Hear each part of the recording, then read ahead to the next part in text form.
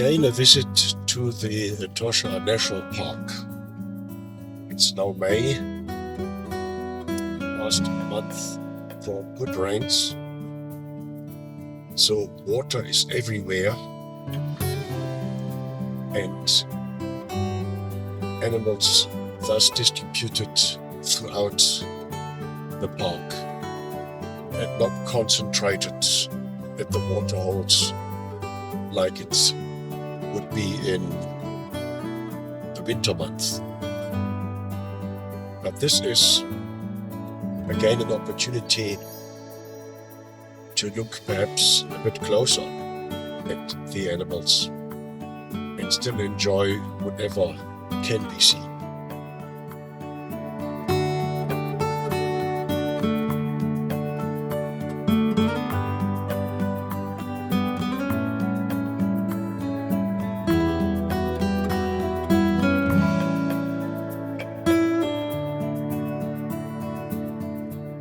I'm standing here in front of the famous Namutoni fort. The Fort Namutoni today serves as a rest camp of the Etosha National Park. It has a varied history behind it. It was built in 1896 by the German colonial powers at the time.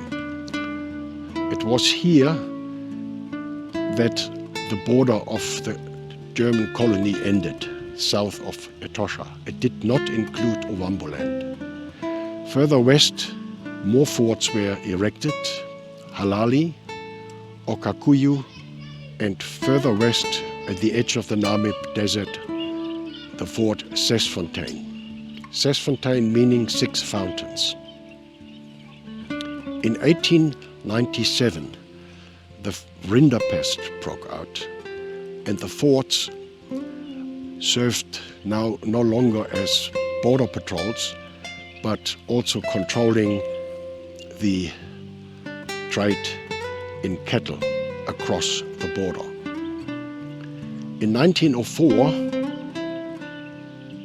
Ovambos attacked the camp. They were already armed with firearms. History tells us that they were worried because they heard rumors that the German Schutztruppe would kill all their cattle because of the Rinderpest. It was not the case, but nevertheless they attacked the fort against 7 soldiers in the fort.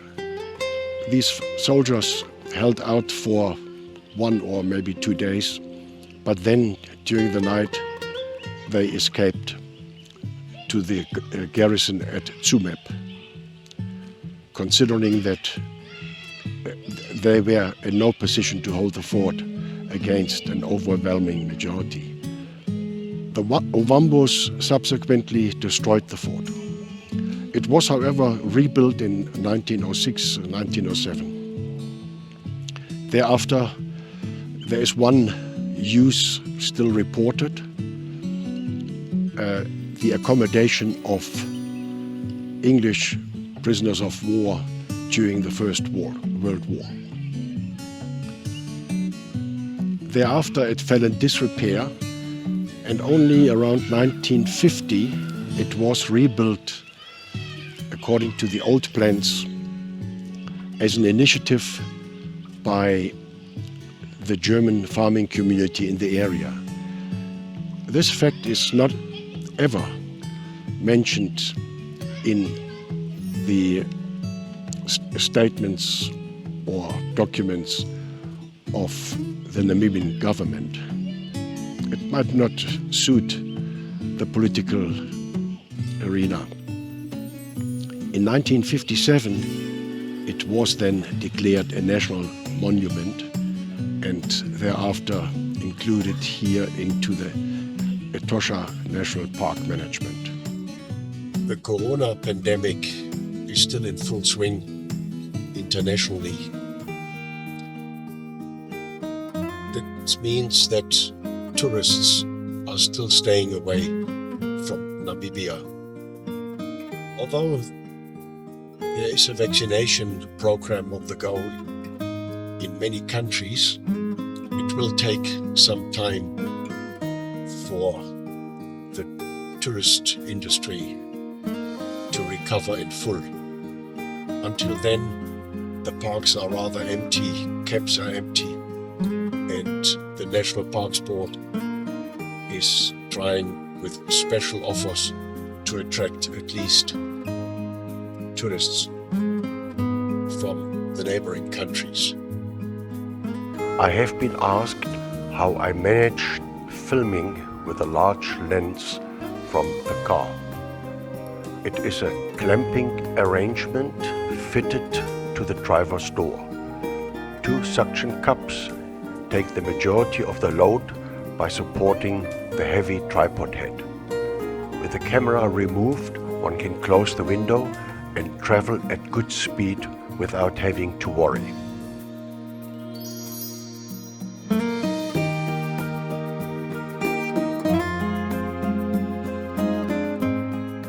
With the Etosha pen, one associates vast grass and clay plains crisscrossed by large herds of animals.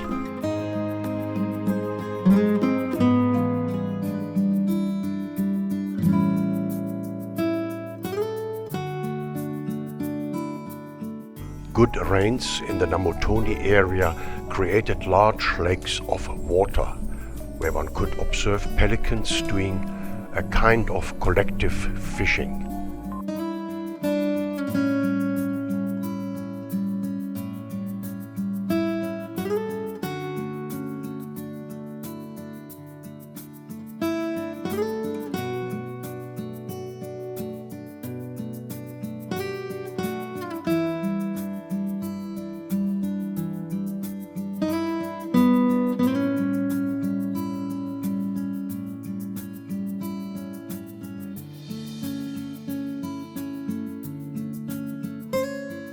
Marabou storks live in the main of carrion, but for change, enjoy a meal of catfish.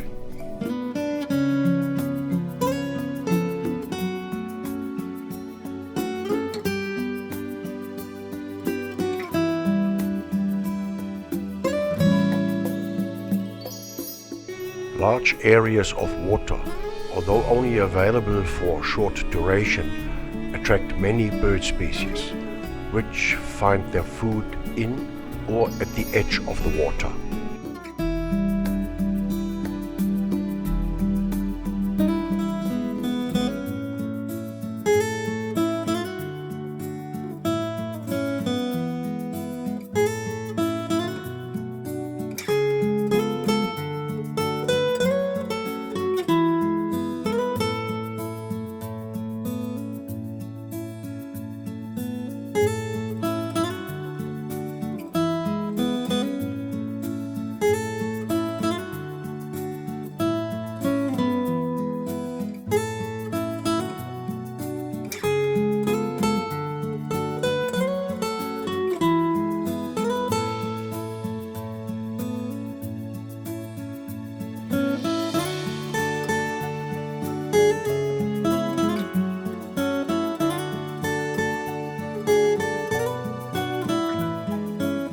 At some of the larger waterholes, one can also find a number of water birds, such as ducks, geese, etc. And it is always rewarding also to film these birds of various sizes.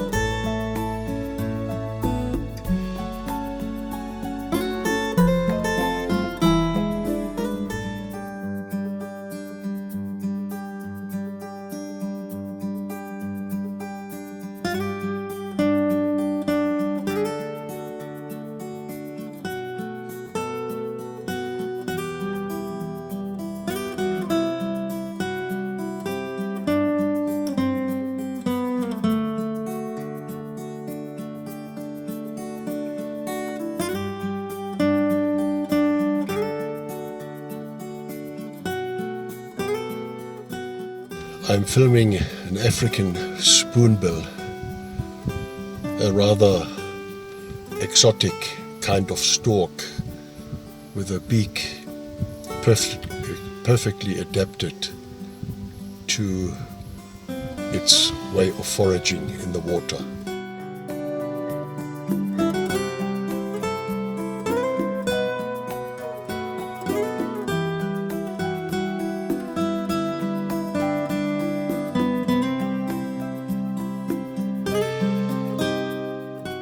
It was no surprise to come across large flocks of flamingos. These birds cover long distances in search of food and move between Kenya in the north and the Cape of Good Hope in the south. At times, they even leave the continent and travel as far as Madagascar.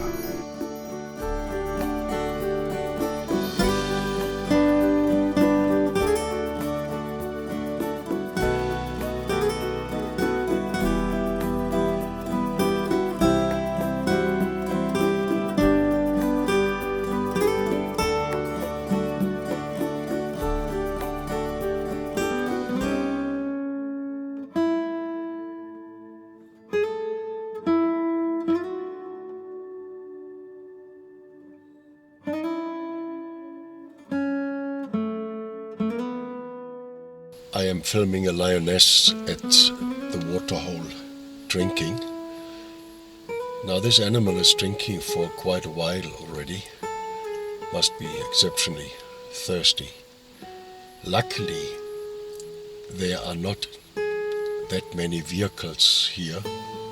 Under normal circumstances, meaning outside Corona, COVID pandemic, one wouldn't be able to get a spot here if one comes a bit too late. And again, I'm filming a scene where two lion males and a female are blocking the access to a waterhole. Initially, one couldn't see the lions coming, but the wildebeest were snorting and making alarm calls. Only then did we see what was happening.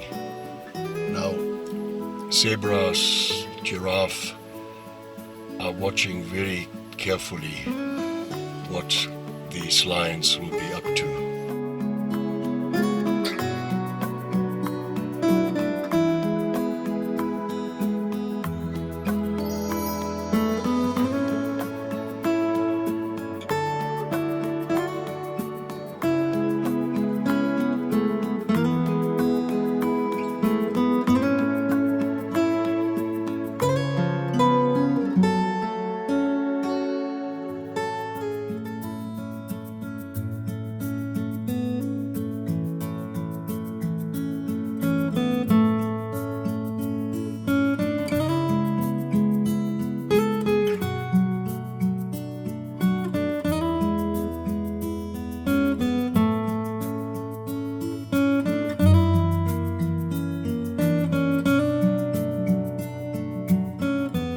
Earlier on, I've had the opportunity to film a lioness with 2 cubs out of a very short distance.